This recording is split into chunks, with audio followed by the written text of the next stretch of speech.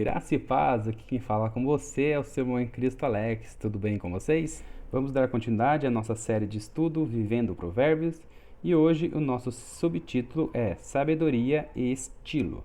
Vamos ver a estrutura do livro de Provérbios, né? Ver como ele foi formado. Sabemos que o livro de Provérbios transmite para nós várias sabedorias divinas, né? Conselhos práticos, como a dimensão do alto, divina, né? Mas o estilo do livro de Provérbios, ele é uma poesia hebraica. A estrutura dele é mais comum, é a chamada de copla, né? O autor coloca tipo duas ideias uma do lado da outra, sendo que uma complementa a outra. A gente vai ver uns exemplos, né? Por exemplo, Provérbios, capítulo 13, versículo 10, diz assim: Da soberba só provém a contenda, mas com os que se aconselham se acham a sabedoria. Então a gente vê que ele coloca um fato e para rebater aquele fato ele coloca outro. Então ele faz uma ideia do lado da outra para que a gente possa entender melhor as questões da nossa vida diária. O livro de Provérbios também ele emprega pelo menos 4 tipos dessas coplas, né? A contrastiva, a completiva, a correspondente e a comparativa. A gente vai ver um pouquinho de cada, né? Talvez esse vídeo, algumas pessoas nem gostam um pouco mais desse estudo mais aprofundado, mas é importantíssimo a gente aprender isso para que o decorrer dos nossos estudos sobre o livro de Provérbios a gente possa entender como foi estruturado o livro, para que a gente possa ter uma ideia de, quando a gente estiver lendo o livro de Provérbios, saber como ele foi estruturado.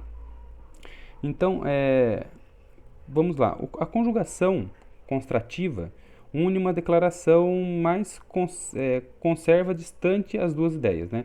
Então, ela une uma declaração, mas deixa um pouco distante as duas ideias.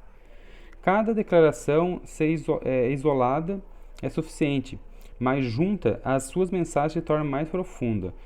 Cada comparação que ele faz, sem a outra ao lado, já é suficiente para que nós possamos entender. Mas quando ele coloca uma outra junta, a sua mensagem se torna mais profunda. Por exemplo, no capítulo 13, no versículo 1, diz assim: O filho sábio ouve a correção do pai. Só aí a gente já conseguiu entender totalmente, né? Aí ele coloca uma comparação assim: Mas o escarnecedor não ouve a repreensão. Então ele mostra os dois lados da moeda. No versículo 18 do capítulo 13, por exemplo, fala assim: Pobreza e afronta virão ao que rejeita a correção. Só que a gente já poderia tirar uma lição de vida totalmente, né? Pobreza e afronta vem para quem rejeita correção. Então, se você é uma pessoa que é difícil de aceitar a correção dos outros, né? Então, se a pessoa corrige pelo bem e você é difícil de aceitar essa correção, olha o que vem para você: pobreza e afronta. Mas aí ele dá a solução, ele fala assim: mas o que guarda a repreensão será venerado. No versículo 24 do mesmo capítulo 13 diz assim: o que retém a sua vara aborrece ao seu filho, mas o que ama ao seu tempo o castiga. Né? Muitas vezes o pai que não corrige o filho, deixa o filho falar o que quer, agir do jeito que quer, responder aos mais velhos, fazer do jeito que quer e retém a vara, retém a disciplina dele, não ama o seu filho, ele aborrece seu filho. Porque o pai que ama, no segundo parte, ele fala assim: ao seu tempo o castiga. E como eu sempre falo, o castigo, na verdade, não é a pessoa querendo aplicar algo ruim para a pessoa. Na verdade, a gente até se aprofundar mais, a gente vê assim que, na verdade, o castigo, ele é o quê? Ele é consequência dos nossos atos. Então, se você não faz coisas que merecem um castigo, merecem uma disciplina, você vai ficar tranquilo. Por exemplo, você passa um sinal vermelho de trânsito, tem uma câmera ali, pegou a placa do seu carro, você vai ser punido, é um castigo, você vai perder pontos na sua habilitação, você vai levar uma multa, e dependendo da quantidade que você faz isso, você perde a sua habilitação, você tem que fazer uma reciclagem. São um tipo de castigos que dão às pessoas que não andam segundo a lei, segundo as ordens. Então, a gente aqui nessa terra temos que viver, nós temos certas leis aqui nessa terra. Né? Não compare salvação com leis, não entra nesse assunto. A gente está falando aqui sobre as disciplinas que a gente leva na nossa vida por causa dos atos que a gente faz. Então o castigo ele é o quê? Ele é a consequência dos nossos atos. Mas o pai que ama o seu filho corrige no tempo certo, porque o que aborrece seu filho não o corrige. Então você pode ver que essa copla construtiva, ela joga essa ideia. Ela coloca uma pessoa que faz algo e coloca o oposto ali para fazer essa comparação. Dando continuidade, nas cópulas completivas, a segunda declaração completa a primeira. Então, quando a gente tinha uma lá, que a gente mostra os dois lados da moeda, aqui a completiva, ela completa a outra frase. Então, a segunda completa a primeira, confirma a primeira. Ainda que verdadeiramente por si só a primeira frase, a primeira linguagem já para nós estava suficiente para entender, a segunda oferece uma imagem mais completa. Esse tipo de cópula apresenta normalmente conjunções coordenativas como ou ainda outras. Né? Por exemplo, aqui, ó, capítulo 14, versículo 10. O coração conhece a sua própria amargura, e o estranho não se entremeterá na sua alegria. O outro aqui, ó, capítulo 14, versículo 13. Até no riso terá dor o coração, e o fim da alegria é tristeza. Confia ao Senhor as tuas obras, e teus pensamentos serão estabelecidos. Então ele complementa a primeira frase. Ele dá ele vai mais afinco, ele vai mais na profundidade da situação. E a cópula correspondente, muito comum também nos Salmos, a gente vê muito isso nos Salmos, já que andamos para a terceira cópula já, tá? A gente já falou da construtiva, acabamos de falar da completiva e agora da correspondente. Ela também é muito usada no livro de Salmos. Apresenta duas linhas que expressam o mesmo pensamento, usando palavras diferentes. Outro nome para esse tipo de cópula é o paralelismo. Quando você vê algum teólogo, algum estudioso falando assim, isso aí é um paralelismo. O que significa isso? Significa que a mesma coisa que está falando nesse versículo, fala no outro. Então, por exemplo, se alguém pega um versículo de uma Bíblia, de um livro, e faz um outro livro, faz o mesmo versículo, e a pessoa tenta achar questões diferentes ali, a pessoa fala, não, isso aí é um paralelismo. O que é? É a mesma coisa com palavras diferentes. Então, é uma outra linguagem que eu acredito que é mais comum os teólogos falar, paralelismo, do que correspondente. Basicamente, enquanto a primeira declaração expressa uma ideia completa, a segunda ela acrescenta, né, uma profundidade, uma dimensão de cores. Um efeito não é diferente de ver o mundo por meio de dois olhos, né? Quando a gente tampa um olho e você olha com um olho só, você tem uma visão apenas com um olho, mas quando você abre o outro olho, você vê uma dimensão em 3D, você consegue enxergar os perímetros onde você está. Então é mais ou menos assim.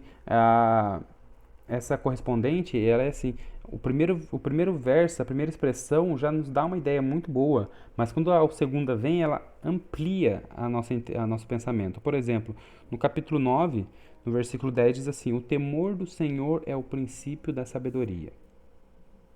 Tá ótimo, mas ele continua, e a ciência dos santos, a prudência. O paralelismo nos determina definir as palavras com maior precisão. Por exemplo, temor do Senhor e a palavra ciência do santo são expressões correspondentes. São a mesma coisa, mas com palavras diferentes. Então, temor ao Senhor, ciência dos santos é a mesma coisa com palavras diferentes. Temer a Deus, então, é conhecer a Deus. E vice-versa. Além disso, princípio da sabedoria e prudência também são correspondentes. Não significa exatamente a mesma coisa, mas tem a mesma origem. Um relacionamento íntimo e profundo com Deus. É a mesma origem com palavras diferentes. Para nós encerrarmos a divisão, a estrutura do livro de Provérbios, vamos finalmente para a cópula comparativas. As duas declarações convidam uma comparação. Essa cópula contém expressões como a palavra melhor do que, assim como, também, ou como, ou a palavra então. Por exemplo, assim, capítulo 15, versículo 16 diz assim, melhor é a comida de horteliça onde há amor, do que o boi gordo, com ele o ódio. Tá vendo? Então ele faz essa declaração dessas palavras, melhor, do que, assim como, também. Por exemplo, vamos dar outro exemplo aqui no capítulo 25, versículo 24. Diz assim, melhor é morar em um canto de vamos lá de novo. Melhor é morar em um canto de umas águas furtadas do que com a mulher rixosa em uma casa ampla. Então ele usa a palavra do que com a mulher. Então ele compara, quando ele vai fazer a comparação, ele usa a palavra do que. Então é melhor morar em um canto de águas furtadas do que com a mulher rixosa em uma casa ampla. Os ditados comparativos normalmente pintam a imagem vividas, que recorrem à experiência do leitor para descrever uma nova verdade. Vamos encerrar por aqui. Então a gente viu 4 estruturas que o livro de Provérbios são formadas. Eles são formados por cópulas, que são elas a construtiva, a completiva, a correspondente e a comparativa. Antes de encerrar, como eu havia dito, vamos deixar uma reflexão para você. Esse estilo de leitura hebraica, de outra forma, poéticas e expressões, não é difícil de interpretar, mas relativamente diferente da nossa escrita do século XXI. Então não é difícil entender, mas é diferente da que a gente está acostumado a aprender na escola, essas coisas assim. Agora eu pergunto para você, de que maneira, se há alguma, você acha que esta diferença afetará a sua disposição de estudar o livro de Provérbios? Pode deixar no comentário aí, deixa no comentário com a gente aí pra gente saber.